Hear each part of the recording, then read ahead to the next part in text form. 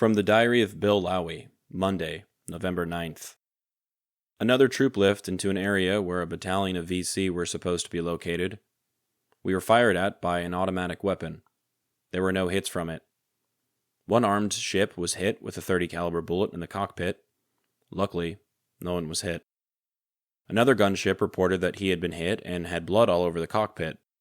A rocket ship immediately put 2 rockets into 3 different grass shacks and killed no telling how many women and kids before the first ship could report that he had had a bird splatter into his cockpit instead of a round. 200 or so sampans were noted in one of the canals by the gunships, but they couldn't fire at them because the only people visible on the sampans were women and kids, a favorite trick of the VC. That down to L-19 has not been found yet. In his diary, it next says Tuesday, November 10th, and then is crossed out, and instead it says 10 p.m.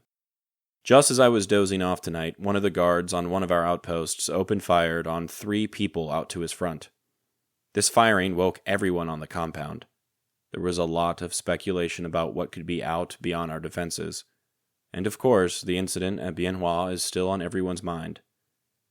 After all, the excitement died down, everyone went back to bed. Everyone that is except our installation defense officer. He decided to fire a few flares out in that area. Flares here are fired from an 81mm mortar, which is located about 30 yards from my room. The first round went off without any warning. My nerves will never be the same again. Our flare ship and 2 gunships are out scouting that area now.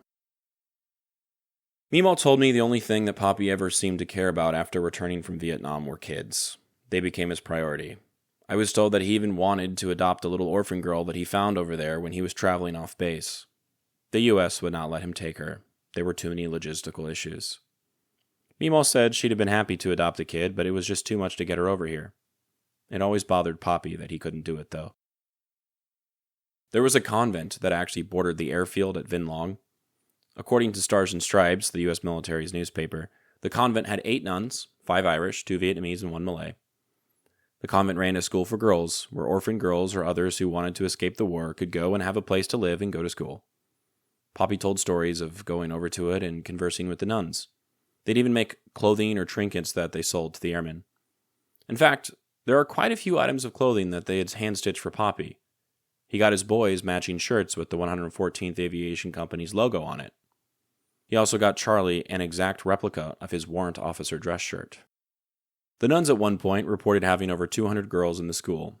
However, later in the war, in 1968, during the Tet Offensive, the VC used it as a staging area for an attack on Vinh Long, and many of the girls fled. Only about half returned. After that attack, the U.S. Army assigned only 3 soldiers to act as security for the convent. It is believed that the girl he wanted to adopt was one of those kids, an orphan who lived nearby and had the nuns looking after her. She had no one else. What else can a 27-year-old guy with 3 kids at home help but think when he saw a child so clearly in need? I understood that he deeply cared about children, without question. Why not? He had 10 grandchildren. He was a nice guy. Every year for Christmas, we'd buy him a special ornament from a store in our local mall that donated the proceeds to the Make-A-Wish Foundation. I asked my grandmother about this. She said he always had a soft spot for children, even before he went to Vietnam. In fact, Meemaw concluded, he seemed to care about kids even more so after he found out that he helped bomb an orphanage while over there. When she gave me this news a few years ago, I was shocked. That was not one of those stories you grew up hearing about from your family, and the way she said it was somewhat easygoing, very matter-of-fact. This information was disorientating. It was confusing. It was an explanation as to why he cared so much about children. It was guilt. He was guilty. He would always be guilty. He would never be able to atone for his sins. But every year, he'd try. He'd remind himself of what he did and pay an indulgence, or at least we would by buying him an ornament that year. What else was there for him to do? Eventually, we'll get to know more about the orphanage. Or maybe we won't. That doesn't matter much. It may have been something that changed his life, but he never talked about it. Instead, there were other things that he talked about. He wrote in today's entry that his nerves would never be the same again. That was true. I already told you about how the fireworks scared him, about his alcoholism. Perhaps this is partially to blame. A loud thump and an explosion outside of his room while he thought the commotion outside had died down scared him. The darkness around the compound, carrying every demon and ill omen his mind could conjure in the twilight while he tried to dream about anything and anywhere else besides Vietnam. What did it mean for an ally, a fellow American soldier, to wake him up like that? How did he react? Popi's entry for today is brutal and reflects a growing hopelessness. Less than 2 months deployed, and he already seems to be giving up any optimism. This is a sad reminder of how quickly hope can fade away when one is faced with danger and death daily. What is there to be hopeful for when a friend of yours kills innocent women and children because a bird accidentally splattered against the windshield of an Allied helicopter? The photo I chose for today depicts a little girl posing. I've been told that allegedly this was a photo Popi took to send to Meemaw to introduce the girl to her. It's blurry. The girl is smiling. Who knows what she was thinking when she had this photo taken? I'm sure that in a few days after this episode is released, I'll get a call from Meemaw telling me that it's the wrong girl, but she certainly couldn't remember which photo has the right one in it. So, for the sake of the project right now, I'll just say it was this one.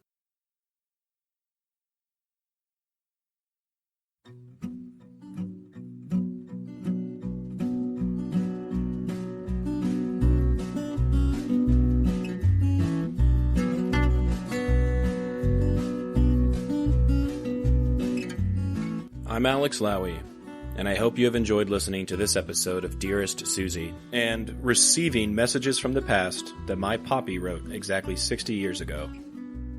I sincerely appreciate your time and interest.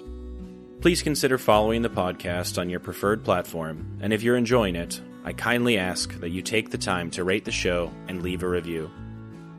Also, please follow the project on YouTube, X, and Instagram. All likes, comments, shares, and reviews will help grow the reach of this story. The links for these things should be in the description of this episode. Please feel free to email me at dearestsuziepodcast@gmail.com if you have anything you'd like to say. I'd love to chat or to hear about your stories as well. Thank you for listening, and God bless.